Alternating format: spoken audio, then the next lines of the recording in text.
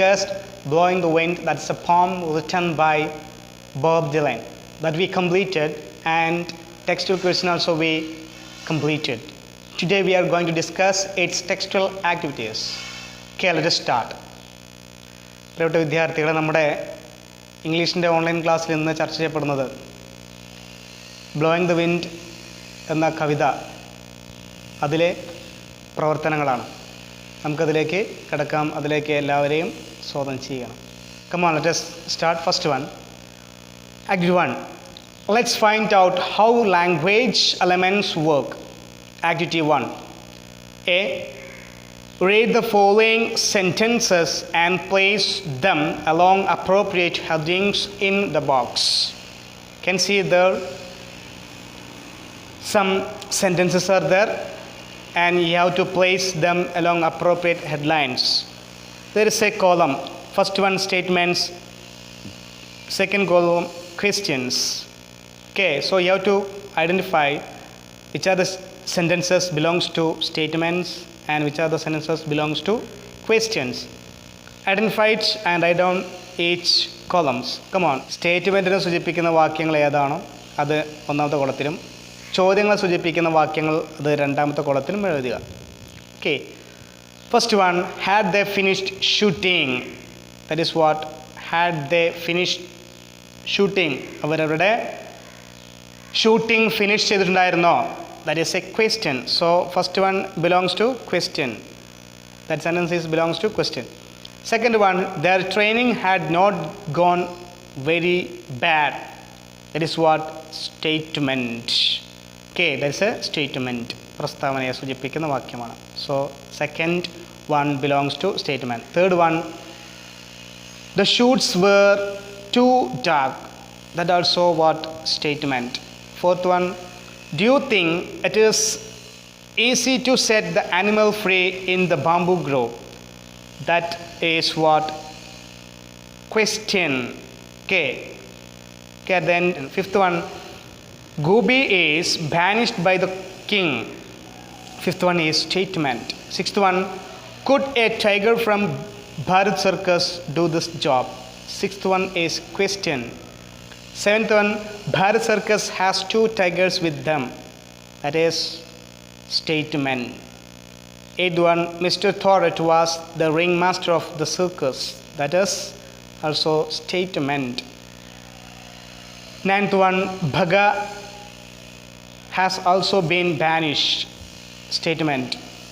Last one, were all our plans going to go down the drain?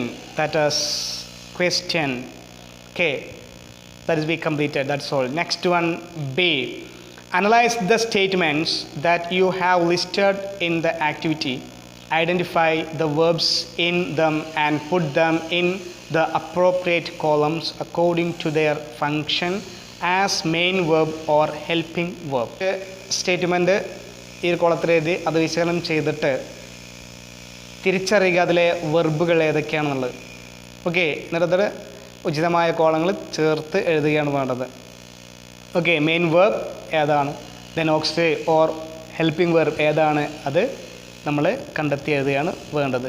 Second one, there training had not gone very bad. അതാണ് ഒന്നാമത്തെ ആ പ്രവർത്തനത്തിൽ കണ്ട സ്റ്റേറ്റ്മെൻറ്റിനെ സൂചിപ്പിക്കുന്ന ഒന്നാമത്തെ വാക്യം എന്ന് പറയുന്നത്, സെൻറ്റൻസ് എന്ന് പറയുന്നത്. അപ്പം അത് അതിലടങ്ങിയിട്ടുള്ള മെയിൻ വെർബ് ഏതാണ്? Which is the main verb here? Here's, that is had gone. Okay, had gone is the main verb and auxiliary or helping verb is had. Okay, next one, second one, the shorts were too dark.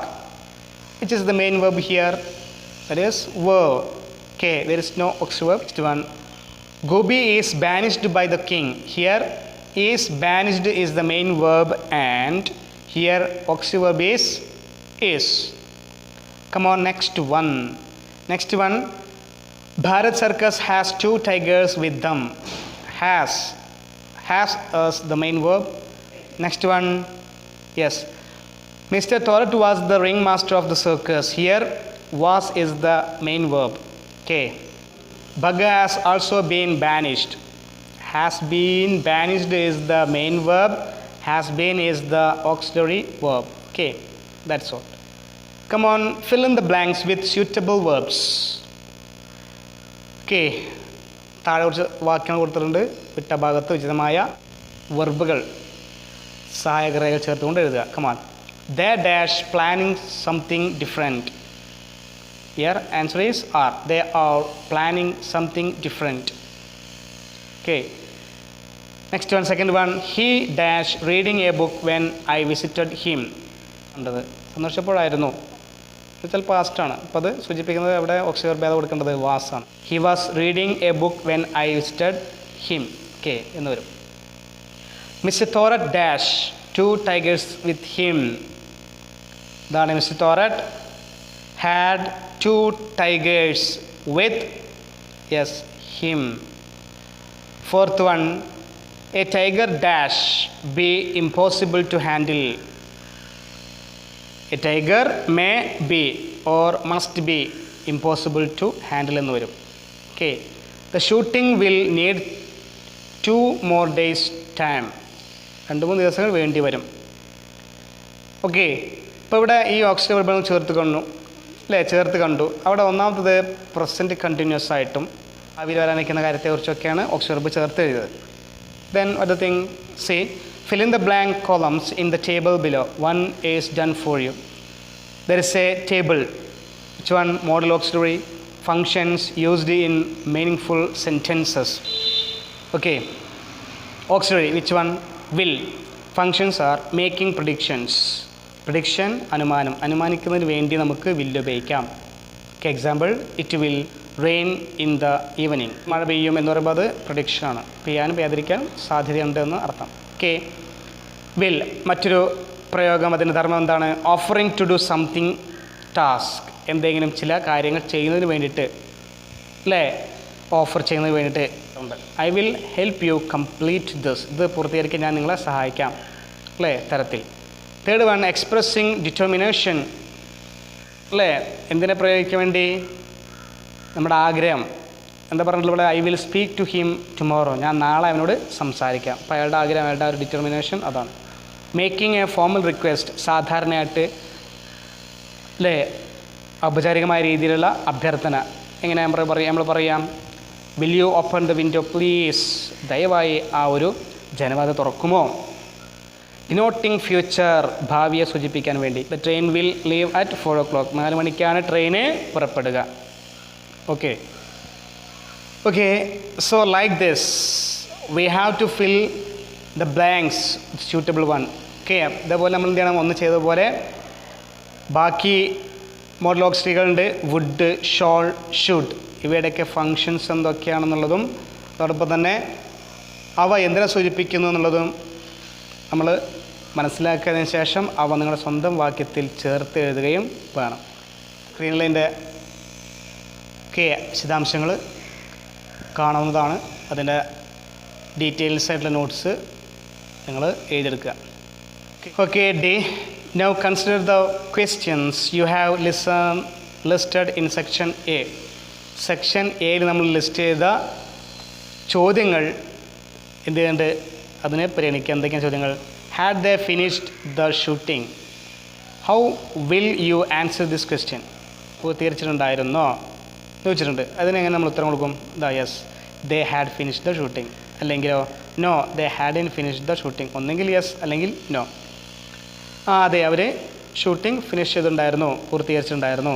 ഇല്ല, അവർ ആ shooting പൂർത്തീകരിച്ചിട്ടുണ്ടായിരുന്നില്ല എന്ന രൂപത്തിൽ വരും. ഒന്നെങ്കിൽ yes അല്ലെങ്കിൽ no. Yes or no ക്വസ്റ്റ്യൻ്റെ യെസ്സോ അല്ലെങ്കിൽ നോ ആയിട്ട് ഉത്തരം വരും. These type of questions are called dash. ഇങ്ങനെയുള്ള ചോദ്യങ്ങൾക്ക് പറയുന്ന പേരാണെന്ത്? യെസ് ഓർ നോ ക്വസ്റ്റ്യൻസ് അല്ലെങ്കിൽ അഫർമേറ്റീവ് അല്ലെങ്കിൽ ക്ലോസ്ഡ് ക്വസ്റ്റ്യൻസ് എന്ന് പറയാം. Read the following sentences. They are going to Madras. Are they going to Madras? Nandu was working all night. Was Nandu working all night? How do these questions begin? ഈ സെൻറ്റൻസുകളിൽ ഈ ചോദ്യങ്ങൾ തുടങ്ങുന്നതാണ് R, was തുടങ്ങിയിട്ടാണ് അല്ലേ? വെർബുകൾ കൊണ്ടാണ് തുടങ്ങുന്നത് അല്ലേ? What change is made in the word order of the statements to frame the questions? അപ്പോൾ ഇങ്ങനെ ഇത്തരത്തിൽ ചോദ്യങ്ങൾ നമ്മൾ ഓക്സിലറി വെർബ് കൊണ്ടാണ് തുടങ്ങുന്നതെങ്കിൽ അവിടെ എന്ത് ചെയ്യും തിരിഞ്ഞു വരും. ഇപ്പോൾ example they are going to Madras എന്നുള്ളത് അത് എസ് ഓർ നോ ക്വസ്റ്റ്യൻസിലേക്ക് മാറ്റിയപ്പോൾ ആർ വെർബ് ഫസ്റ്റ് വന്നു, ദേ സബ്ജക്റ്റ് രണ്ടാമത് വന്നു, പിന്നെ ഗോയിങ് ടു മദ്രാസ് അല്ലേ? പാറ്റേൺ നോക്കുക, മാറി വന്നു. They are going to Madras എന്നുള്ളത് are they going to Madras എന്ന് വന്നു. അപ്പോൾ വെർബ് ആദ്യം സബ്ജക്റ്റായിട്ടും ഫസ്റ്റും കൊടുക്കുന്നു, സബ്ജക്റ്റിന് രണ്ടാമതായിട്ടും വെർബിൻ്റെ സ്ഥാനത്തും കൊടുക്കുന്നു. അങ്ങനെ കൊടുത്തു കഴിഞ്ഞാൽ തിരിച്ച് വന്നു കഴിഞ്ഞാൽ എന്തായി? ചോദ്യമായി, എസ് ഓർ നോ ക്വസ്റ്റ്യൻ ആയി. Okay, now try to frame questions for the following statements. അപ്പോൾ ഇനി ചെയ്യേണ്ടത് ചോദ്യങ്ങൾ ഉണ്ടാക്കുകയാണ് വേണ്ടത്. പ്രസ്താവന കൊടുത്തിട്ടുണ്ട്, അതിനുചിതമായ രീതിയിലുള്ള ചോദ്യങ്ങൾ ചേർക്കുകയാണ് വേണ്ടത്. Okay, first one, no they are planning something different this time. Are they planning something different this time? Okay, നമ്മൾ നേരത്തെ കണ്ട പാറ്റേൺ തന്നെ, ആ പാറ്റേണാണ് ഇവിടെ ക്വസ്റ്റ്യൻ ഫോം ചെയ്യേണ്ടത്. Second one, no I have never travelled through a jungle. അവിടെ എന്തോരും?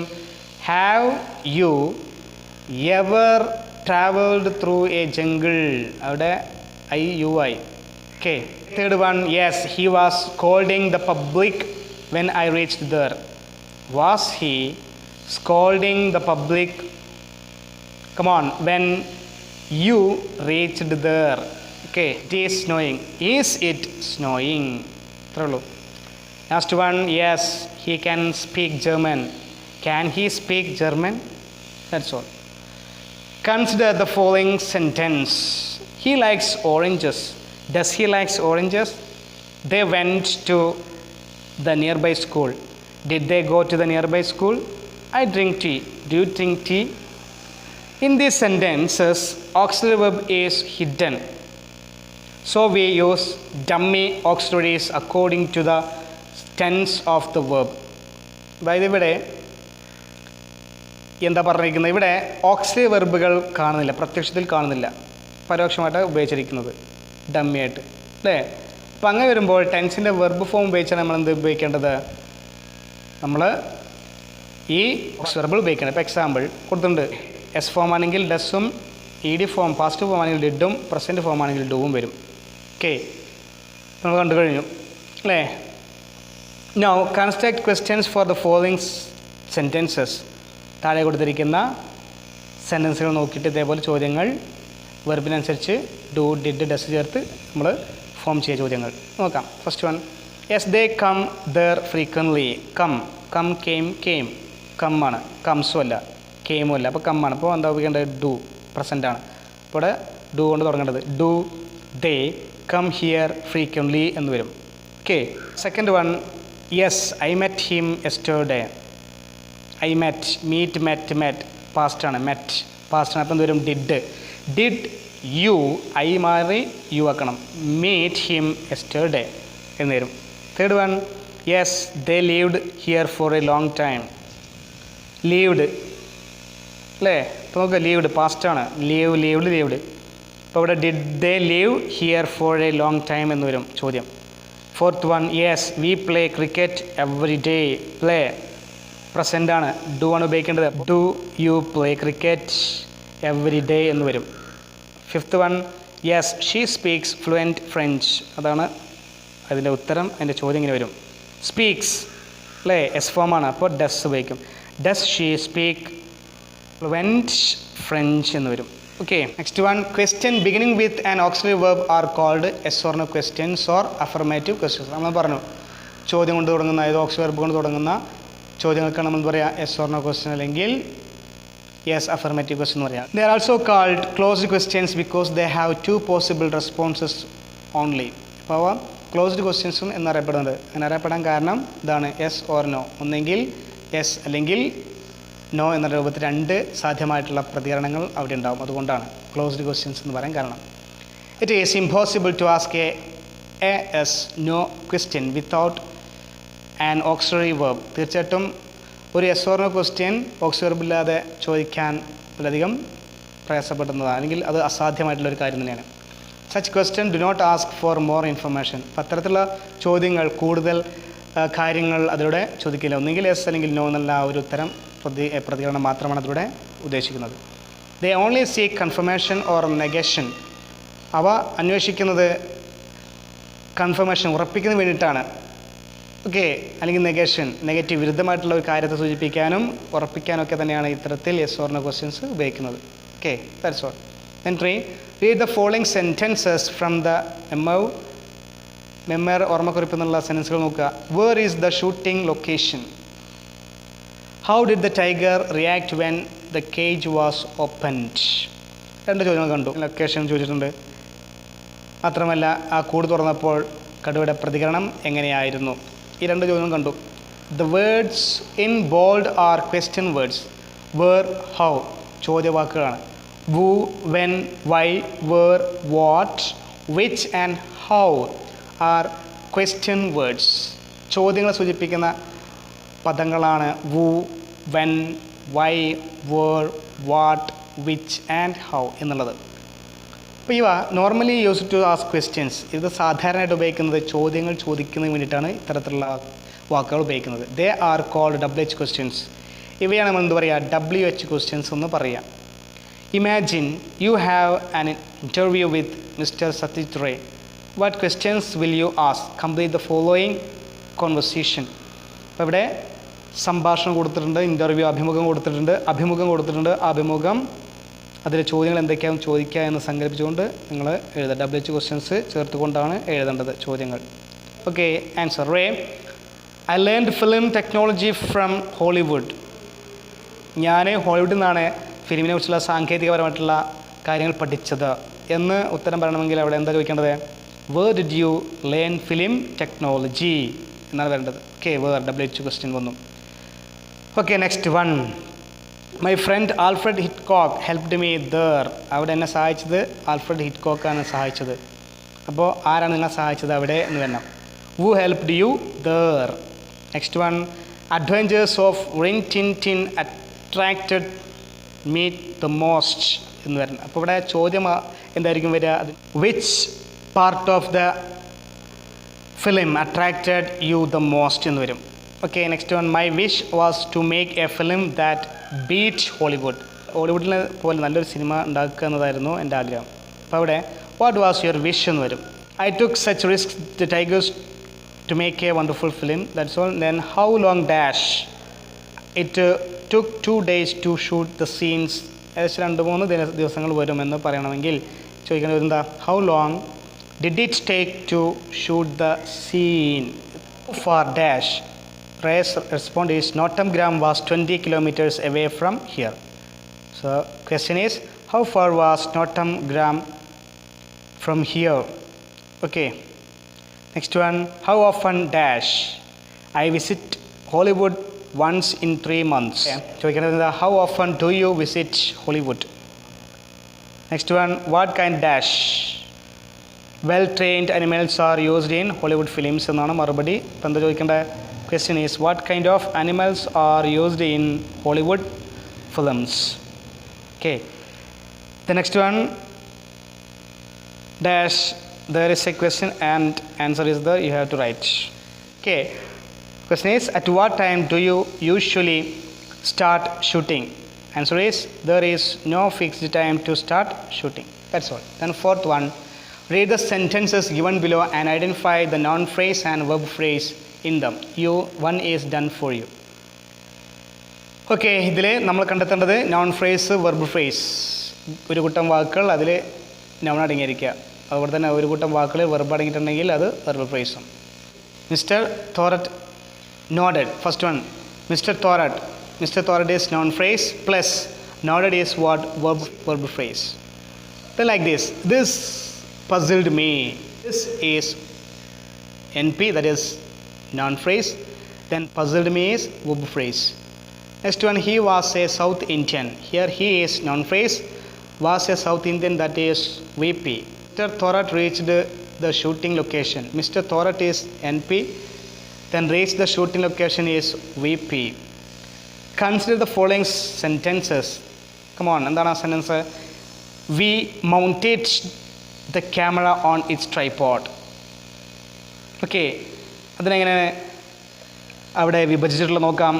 We then mounted the camera on its tripod. Then we is NP. Mounted the camera on its tripod is VP. Okay, again that is categorized. Come on, NP is V and VP is categorized like this: verb, NP and prepositional phrase. Verb is mounted, NP is the camera, prepositional phrase is on its tripod. Okay, now analyze the verb phrase in the following sentences. Verb phrase ഏതൊക്കെയാണെന്നുള്ളത് ഇതേപോലെ നമ്മൾ കണ്ടെത്തിയത്. Come on, we went to meet the manager. Here we is NP, went is verb, to meet the manager is adverbial phrase. Okay, adverbial phrase. Next one, Mr. Thorat reached the shooting location with the tiger. Mr. Thorat is what? Noun phrase. Reached is verb. The shooting is noun phrase. Okay, the shooting location is noun phrase. With the tiger is prepositional phrase. Okay, the shopkeeper gives Ali a small black bag to put potatoes. Here the shopkeeper is noun phrase, gives is verb, Ali is noun phrase, a small black bag is noun phrase, to put potatoes is adverbial phrase. Okay, next one, the cage on the lorry was covered. The cage, NP, on the lorry, prepositional phrase, was covered, that is verb. Mr. Thorat reached the shooting location with the tiger. Okay, Mr. Thorat, NP, reached the verb, shooting location is what? NP, and with the tiger is prepositional phrase. Notices were placed in the phrase all over the United States. Here NP is notices, were placed is verb, in the phrases is prepositional phrase, all over the United States is adverbial phrase. Last one, we were watching a new and strange kind of circus. Here NP is we, were watching is verb, a new and strange kind of circus is prepositional phrase.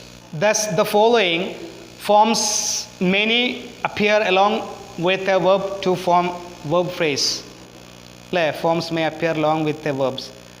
അപ്പോൾ ഇതിൽ വരുന്ന വെർബുകൾ എന്തൊക്കെയാവാം? Auxiliary verb ഉണ്ടാവാം, then സഹായകരേഖ ഉണ്ടാവാം, പ്രിപ്പോഷണൽ phrase ഒക്കെ കൂട്ടത്തിൽ പ്രിപ്പോഷണൽ അഡ്വർബൽ phrase, adverb ക്രിയാവിശേഷണത്തെ സൂചിപ്പിക്കുന്ന പദം ഉണ്ടാവാം, നോൺ ഫ്രേസ് കൂട്ടത്തിൽ നോൺ ഉണ്ടാവാം. Okay, it is to be noted that a verb phrase can even have a noun phrase accompanied by a determiner and a adjective. തീർച്ചയായിട്ടും സാധാരണ നോൺ ഫ്രേസിൽ കൂടെ ഡിറ്റർമിനർ അല്ലേ, ആർട്ടിക്കിൾ എ ആൻഡ് ദ വരാം, അല്ലെങ്കിൽ ഒരു adjective നാമവിശേഷണം വരാം. Okay, now let's analyze the function of a noun phrase and a verb phrase and its elements in the following sentences. In sentence 1, okay, mister Thorat nodded. ഇപ്പോൾ നമുക്ക് വന്നിട്ട് നമ്മളെ പ്രവർത്തനത്തിൽ കൊടുത്തിരിക്കുന്ന ഒന്നാമത്തെ പ്രവർത്തനം കൊടുത്തിരിക്കുന്ന ഏഴ് കൊടുത്തിരിക്കുന്ന സെൻറ്റൻസുകൾ ഒന്നുകൂടെ വിശകലനം ചെയ്യാം. ഓക്കെ, അതിന് functions non verb, non phrase ആയിട്ടും വെർബ് ഫ്രേസ് ആയിട്ടും ഒക്കെ വരുന്നുണ്ട്. ഇപ്പോൾ നോക്കാം. In sentence 1, mister Thorat nodded. The non phrase mister Thorat function as the subject of the sentence. In sentence 2, this puzzled me എന്നുള്ള രണ്ടാമത്തെ വാക്യത്തിൽ എന്താ പറഞ്ഞിരിക്കുന്നത്? This is the noun phrase and it is the subject of the sentence. ഇത് non phrase ആണ്, നാമങ്ങളുടെ കൂട്ടമാണ്. Okay, ഇത് non phrase ആണ്, പക്ഷേ അത് പ്രവർത്തിക്കുന്നത് സബ്ജക്റ്റ് ആയിട്ടാണ്. In the verb phrase puzzled me, ഇപ്പോൾ ഇതിൽ വെർബ് ഫ്രേസ് ഉണ്ട് പസിൽഡ് മീ എന്നുള്ളത്. ഇതിൽ പസിൽ ഈസ് ദ വെർബ്, പസിലാണ് verb, and me does the function of object of the sentence. വാക്യത്തിലെ ഒബ്ജക്റ്റ് അത് വർത്തിക്കുന്നത് മീയുമാണ്, me. In sentence 3, he was a south Indian. മൂന്നാമത്തെ വാക്യം ഇതായിരുന്നു, he was a south Indian. He is the subject. The verb phrase here was a South Indian. He is the subject. Okay, ഇതിലെ subject ഏതാ? He ആണ്. Verb phrase എന്ന് പറയുന്നത് was a south Indian ആണ്. In it was is the verb. ഇതിൽ was എന്താണ്? വെർബാണ്. And a south Indian is complement. A south Indian എന്നുള്ളത് കോംപ്ലിമെൻ്റ് ആണ്. ഒരു വാക്യത്തെ പൂർണ്ണമാകാൻ സഹായിക്കുന്ന ഭാഗത്തെയാണ് നമ്മൾ എന്താ പറയുക? കോംപ്ലിമെൻറ്റ് എന്ന് പറയുക. ഓക്കെ, ഹി വാസ് എ, ഇവിടെ സൗത്ത് ഇന്ത്യ എന്നുള്ളതാണ് പൂർണ്ണമാകാൻ സഹായിക്കുന്നത്. Okay, in sentence 4, mister Thorat reached the shooting location. The The pattern is Mr. Thorat is subject, then reached is verb, the shooting location is adverbial. Okay, the sentence pattern of the 4 sentences given above as. അപ്പോൾ മുകളിൽ കൊടുത്തിരിക്കുന്ന സെൻറ്റൻസുകളുടെ pattern okay sentence pattern ഇങ്ങനെ വരും. S plus V subject plus verb, S plus V plus object subject verb object, S plus V plus C subject plus verb plus complement, S plus V plus A subject plus verb plus adverbial. ഇങ്ങനെയാണ് pattern വരിക.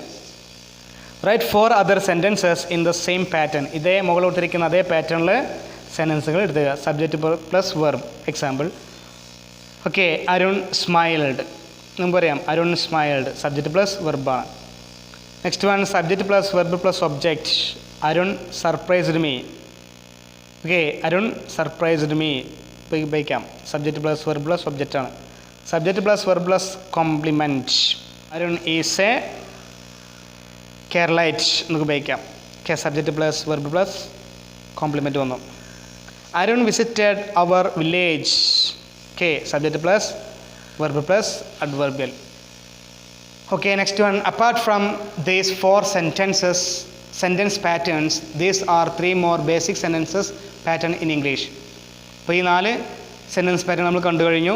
ഈ 4 sentence പാറ്റേണുകൾ തന്നെയാണ് സാധാരണയായിട്ട് English കണ്ടുവരുന്ന പാറ്റേണുകൾ. അപ്പോൾ അതുകൂടാതെ വേറെ പാറ്റേണുകൾ they are subject plus verb plus object plus object. Example mister തോററ്റ് gave Ray 2 tigers. Okay subject plus object plus complement. They painted the cage yellow. അപ്പോൾ അവിടെ എന്താ വരുന്നത്? They verb painted the cage object yellow complement. Next one subject plus verb plus object plus adverbial. Ray സബ്ജക്റ്റാണ്, placed വെർബാണ്, the camera ഒബ്ജക്റ്റാണ്, on the tripod prepositional ഫ്രേസുമാണ്. അതോടൊപ്പം തന്നെ എന്താണ് അഡ്വർബിയലാണ്. Okay right these sentences keeping the same pattern. ഇതേപോലെ 3 സെൻറ്റൻസുകൾ നിങ്ങളുടെ സ്വന്തം വാക്യത്തിൽ എഴുതുക. Example Mohan gave Abu a picture. Next one first subject plus verb plus object plus object. Okay next one Ajay coloured the picture red. Okay last pattern Ajay kept the picture in the bag. Okay, that's all. Fifth one, look at the following sentences from the memo. This job is done by their stand-ins. Notices were placed in the press all over the United States. Some films have been made in Bombay and Madras. Gobi and Baga could be petrified by the tiger. We discuss, that is we read the 4 sentences from the memo. Discuss. Do the sentences have the similar pattern to those mentioned in activity 4? പ്രവർത്തനം 4 പറഞ്ഞിരിക്കുന്ന അതേ pattern തന്നെയാണോ എല്ലാ സെൻറ്റൻസുകളിലും ഇത്തരത്തിൽ follow ചെയ്യുന്നത്? What difference do you notice? എന്തെല്ലാം വ്യത്യാസമാണ് നിങ്ങൾ കണ്ടെത്തിയത്? Okay subject plus verb plus object എന്നുള്ള പാറ്റേൺ തന്നെയാണോ എല്ലാത്തിലും ഉള്ളത്? ഓക്കെ എന്നുള്ളതാണ് കണ്ടെത്തുന്നത്. അപ്പോൾ എന്താണ് there stands in do this job. There stands in do this job. എന്നുവെച്ചാൽ അവിടെ this job is done by there stands in എന്നുള്ള എന്താണ്? അത് ആക്റ്റീവ് സെൻറ്റൻസ് ആണ്. അപ്പോൾ എന്ന് വെച്ചാൽ അത് പാറ്റേൺ വ്യത്യാസമുണ്ട്. then he placed notices in the press all over the world. They have made some films in Bombay and Madras. The tiger could petrify Gobi and Baga. പാറ്റേണിൽ വ്യത്യാസമുണ്ട്. അപ്പോൾ എന്തായാലും എസ് വി പാറ്റേണിൽ നമ്മൾ കണ്ടു കഴിഞ്ഞു. മുകളിലിരിക്കുന്ന അതേ പാറ്റേണിൽ നമ്മൾ എന്ത് ചെയ്യണം? എസ് വി ഒ പാറ്റേണിൽ നമ്മൾ ഇതേ രൂപത്തിൽ എഴുതാണ് വേണ്ടത്. അപ്പോൾ അത് എഴുതി കഴിഞ്ഞു. I think all of you got the idea about this textual activities of this topic. Okay, anyway, the next day we can discuss the new topic. Okay, all of you stay safe and stay at home. Have a nice day. Thank you.